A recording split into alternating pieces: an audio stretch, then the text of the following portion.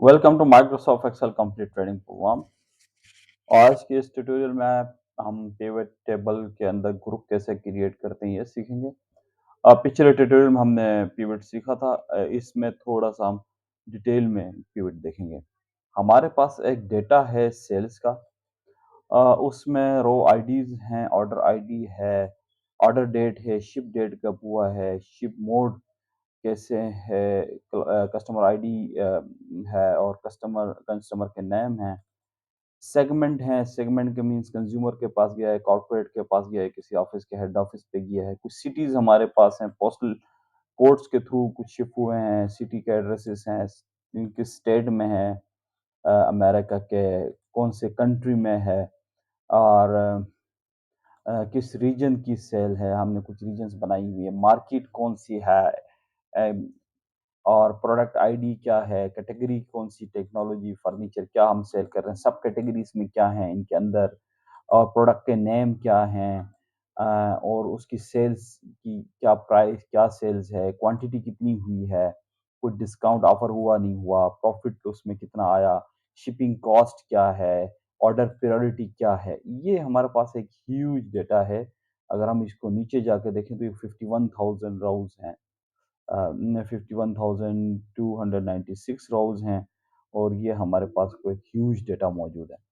अब इसका हम पिवट क्रिएट करेंगे और देखेंगे कि ग्रुप कैसे क्रिएट करते हैं। हम इसमें अ, किस तरह से हम ये एनालिसिस इसकी डेटा की थ्रू पिवट टेबल कर सकते हैं। जब हमने इंसर्ट पिवट किया तो पूरा टेबल उसने रेंज में ऑटो में लिया, और ये रिकमेंड ये कर रहा है कि न्यू वर्कशीट पे आप ये पिवट बनाएं। हम कह रहे हैं ओके, न्यू वर्कशीट पे पिवट बने। ओके जी, हमारे पास पिवट टेबल की तमाम फील्ड्स यहाँ पे आ गई हैं और पिवट इज़ नाउ रेडी।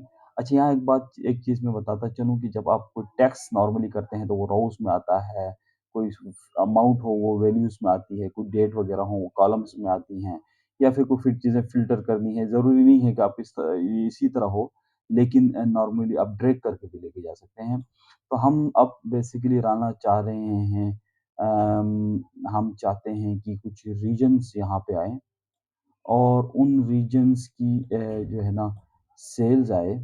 अच्छा, हम क्लिक करके देखें वो वैल्यूज़ में जाएगा। ये देखें, हमने क्लिक किया, ये खुद ब खुद वैल्यू में आया। और हम अब बेसिकली इन रीजन्स में हम चाहते हैं कि हमारे प्रोडक्ट की जो है ना प्रोडक्ट अभी आए, मिसाल के तौर पर प्रोडक्ट की मेन कैटेगरीज़ भी हमारे पास रीजनल सेल्स में आए।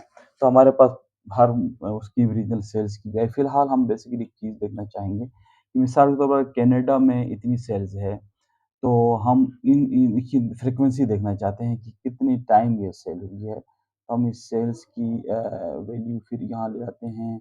यहाँ से हम राइट क्लिक करेंगे और राइट क्लिक करके हम कहेंगे समराइज़ बाय वैल्यू, तो हम काउंट में जाएँगे कि ये हमारे पास number of sales, count of sales आ गई। इस अमाउंट की इतनी काउंट है।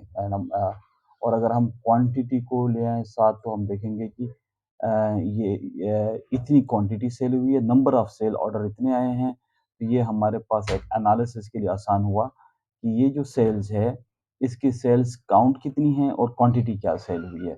सो हम इस तरह से भी एनालिसिस कर सकते हैं। अगर हम मिसाल के तौर पर हम चाहते हैं कि ये जो कंट्रीज़ हैं, इधर हमारी कैटेगरीज़ भी रिफ्लेक्ट हों, तो ये हमारे पास पता चला कि कनाडा के अंदर फर्नीचर, ऑफ़िस सप्लाई और टेक्नोलॉजी की प्रोडक्ट्स कितनी सेल हुई हैं, इनके नंबर ऑफ काउंट सेल्स क्या हैं, सम ऑफ क्वांटिटी कितनी सेल हुई है और उसकी टोटल वैल्यू क्या आ रही है। ये टोटल वैल्यू आ रही है। इसी तरह कैरेबियंस में कोई हमारी सेल्स जा रही है, सेंट्रल अफ्रीका में क्या जा रही है। अगर हम इसकी सब कैटेगरी भी ऐड कर दें, तो ये थोड़ी-सी ह्यूज हो जाएगी, लेकिन ये है कि आपके पास पता भी चलेगा कि फर्नीचर में। एंड अगर हम इसको कॉलम में लेके जाएँ, तो ये हमारे पास एक कॉलमर रिफ्लेक्शन भी आ जाएगी कि कनाडा के अंदर फर्नीचर के ऊपर अप्लायंसेस की सेल्स क्या है, उसके अलावा चेयर्स कितनी सेल हुई हैं, उसकी क्वांटिटी, ये तो आ गई टोटल सेल्स। इसके बाद इसके काउंट्स आने शुरू हो जाएँगे, नंबर ऑफ कि क्या काउंट हैं। मिसाल के तौर पर अगर हम देखें, ये पहली चीज़, अगर टेक्नोलॉजी में आते हैं, टेक्नोलॉजी में अप्लायंसेस क्या सेल हुई, कितनी सेल हुई हैं, कॉपियर्स कितना सेल हुआ है, मशीन्स कितनी सेल हुई हैं, फ़ोन्स कितने सेल हुए हैं। सो एक ह्यूज डेटा आपके पास आराम से एनालिसिस के लिए मौजूद होगा अमाउंट्स के साथ, काउंट के साथ। और अगर हम कैटेगरी को यहाँ से साइड करें फिलहाल अ, तो ये हमारे पास पूरा क्वांटिटी आ गई रीजन वाइज़ कि ये हमारे पास क्या क्वांटिटी किस रीजन में किस तरह से सेल है।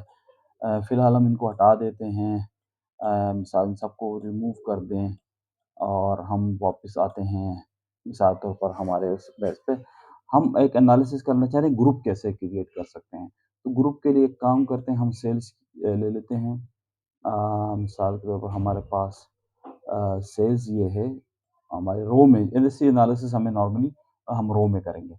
ये ग्रुप हमारे पास आया कि ये हमारे पास सेल्स आई।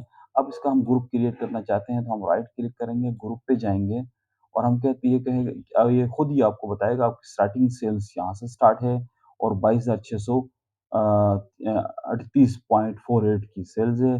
हम कहते हैं हज़ार-हज़ार के ग्रुप बनाएँ। ये सजेशंस है वैसे अगर आप 500-500 के भी बना सकते हैं ग्रुप। ओके, तो हमारे पास ग्रुप्स बन गए।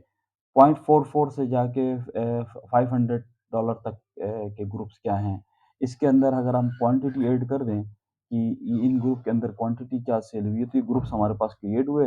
अब हम इन ग्रुप्स की क्वांटिटी ऐड करना चाह रहे हैं सो दैट कि क्वांटिटी कितनी सेल हुई है इन ग्रुप्स के अंदर, तो हम ईज़िली क्वांटिटी भी यहाँ पे ऐड कर सकते हैं। हम क्वांटिटी कॉलम पे ऐड कर देते हैं। तो ये हमारे पास क्वांटिटी आई कि ये इतनी क्वांटिटी सेल हुई है देखें अब ह्यूज क्वांटिटी यहाँ पे है बिटवीन $0.44 से $500 तक की सेल्स की अच्छी खासी क्वांटिटी है। जब हम $23,000 की सेल पे जाते हैं तो 6 की क्वांटिटी नज़र आ रही है। और अगर हम इसी तरह इस क्वांटिटी को यहाँ करें और इसको काउंट में कन्वर्ट करना चाहें तो ये देखें कितना काउंट है इन ऑर्डर्स का। तो ये हमारे पास एक एनालिसिस बाय ग्रुप करना चाहते हैं, तो हमने डिफरेंट एनालिसिस देखे और इसकी एनालिसिस अब अनग्रुप करना यहाँ से हम जाएँगे, डेटा को सिलेक्ट करेंगे और हम यहाँ से अनग्रुप करेंगे, तो हमारे पास ये डेटा अनग्रुप हो जाएगा।